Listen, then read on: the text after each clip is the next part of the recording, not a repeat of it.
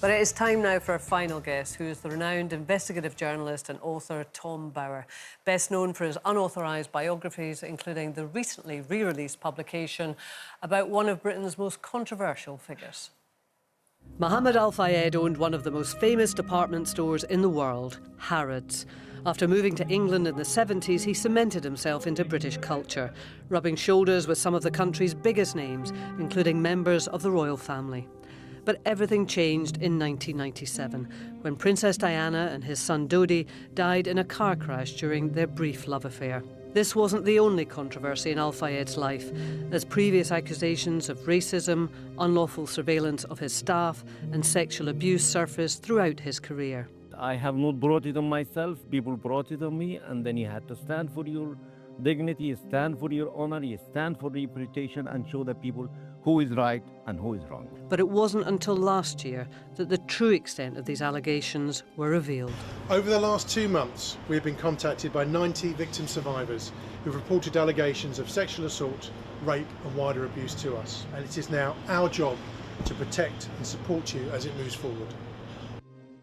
Well, Al-Fayed's rise and ultimate fall is the subject of Tom's book. Here it is. And here's Tom. Welcome, Tom. Thanks so much. Welcome.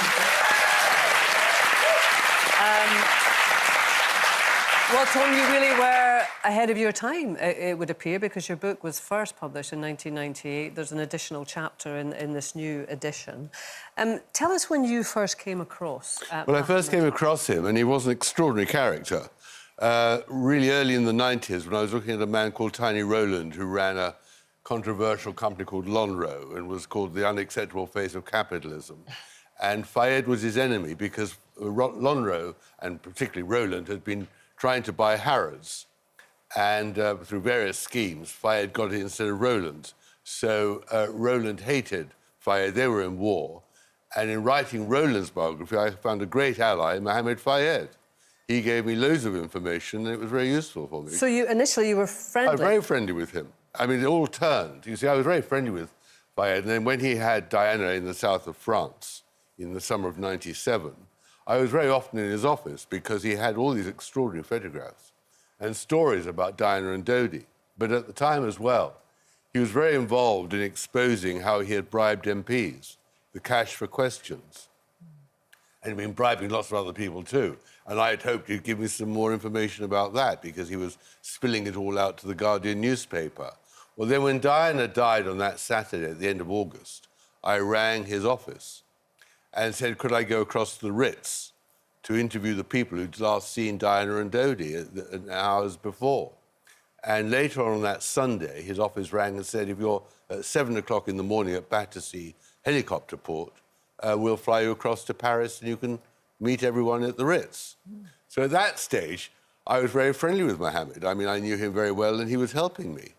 And, of course, what happened then was, when I spent the day at the Ritz, I then discovered who the real Mohamed Fayed was. He wasn't the cuddly shopkeeper. He was a man who was bugging people, intimidating people, and lying about the circumstances of Diana's death. So that was the moment you thought, OK, I'm going to put the microscope on you. Exactly. And why do you think he facilitated that visit? Did he not... Was it just, like, blind arrogance? Well, at that moment, of course, he was in a great mourning because his son had died, and we had been very friendly for years. But I had never really understood who Fayed was. It wasn't at that moment, in those years, really very important. It was only when I got to Paris. But there's one other thing, you see. At the end of the day at the Ritz, when I'd been interviewing all these members of staff who'd been with Diana and Dodi and seen what had happened when they'd gone off with a drunken driver and crashed, I was sent off to stay at the flat where Diana and Dodi were heading to that night. And staying there as well, the only other person in the block of flats was Dodi's valet, René Delorme. And during that night, he told me the whole story of their romance in the south of France. You'll have to read the book to see the details of that, because it's pretty controversial at the time. And it was then that I realised that Fayed really... But then when I got back, I began looking into this whole... There were already rumours about the sexual allegations, but I began finding the women and also the bodyguards. So, I mean, the book came out first in 1998, and you did have a lot of those sort of findings in there. Why do you think it didn't make a big fuss at the time? Why did it Because take people so were, long? I mean, it was extraordinary. I mean, it's all there. The women are named, the doctors are named, the bodyguards are named, the intimidation, the corruption. I think he was such a monster, and people were too scared to slay him. They were corrupted. Of course, he had a lot of police under his pay. He had a very important ex-policeman on his payroll. And people were just too scared. And also, the media was scared. Well, I mean, he was fated, wasn't he? I mean, for a long time, he was seen as, you know, an asset. And also, there was a tragedy. I mean, he had lost a son. Lost a son. Yeah. But people were also terrified because you kept on accusing Prince Philip of orchestrating the murder, which was absolutely ridiculous. I mean, it was awful. But he just had this bombastic power. Well, Penny, you met him, didn't you? Yes, I was going to say, in all that time when you said you were friends with him, did you ever get to any point where you kind of could see that there was a kind of flaws in his character, like there is in everyone, that there's something that you were suspicious about? Absolutely, because, you know, my career is exposing rich tycoons and others, and there's no such thing as a straightforward, honest tycoon without a shadow. I met him at Harrods. My husband and I frequented the shop, and beautiful store that it is. And it seemed that when we were there, his people would tell him that we were in the store. So he would come by and say hello. My husband, being Rod Stewart, him and myself were trying for a baby at the time, and he would kind of wink and nod and say, "Here, Rod, here's some pills for you," and hand over this little kind of tablet box of what he said was Viagra, which in the end it was mints, and kept nudging and winking and nudging and winking, and we sort of just laughed it off and carried on our way. But then there was one really kind of awkward moment where he said to me, "Penny, if you don't have any luck there with him, you can always have some of my sperm." Oh, my God. What? I keep it in the frozen food department in Harrods. Oh, no. Well, I mean, it was complete shock, and we just thought this is one of his sort of joke fooling around kind of thing, and we just sort of brushed it off once again. And but it sort of does paint that picture of the sort of character. I mean, all the that he clues was, were there, weren't they? And it was just sort of joining it all up.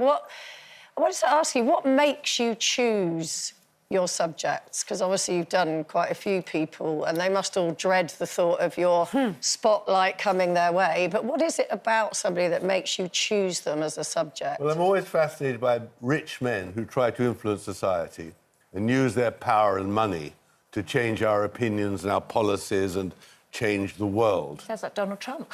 Donald Trump. So, yeah, I was going to say, who's next? Who's in your sights now? I've got to tell you one thing about Fayed, that when he heard I was writing the book, he did call me into his office and offer me a huge amount of money not to write his book and not write mine. Yeah. So his own definition always was, the definition of an honest man is when the price is too high. Yeah. And, well, I find it fascinating, people who like to be powerful and influential, whether it's Bernie Ecclestone or the Beckhams, Simon Cowell or Robert Maxwell, all of them. They really are larger than life, and they're very, very interesting people to follow. Well, you've got a few to choose from, Tom, if you're looking for somebody else. Listen, thank you very much. We have to read out a right of reply from Harrods. Harrods, which, of course, is in different ownership now. It changed ownership in 2010.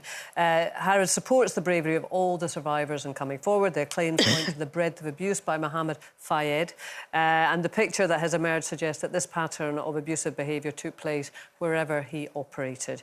We continue to encourage all survivors to make their claims to Harrods scheme, where they can apply for compensation as well as support from a counselling perspective and through an independent survivor advocate. We also encourage survivors to look at every avenue open to them in their pursuit of justice, whether that be the police or the Fayed family or estate. So there you go, that's from Harrods. Tom, thank you very much. A fascinating read, I am sure.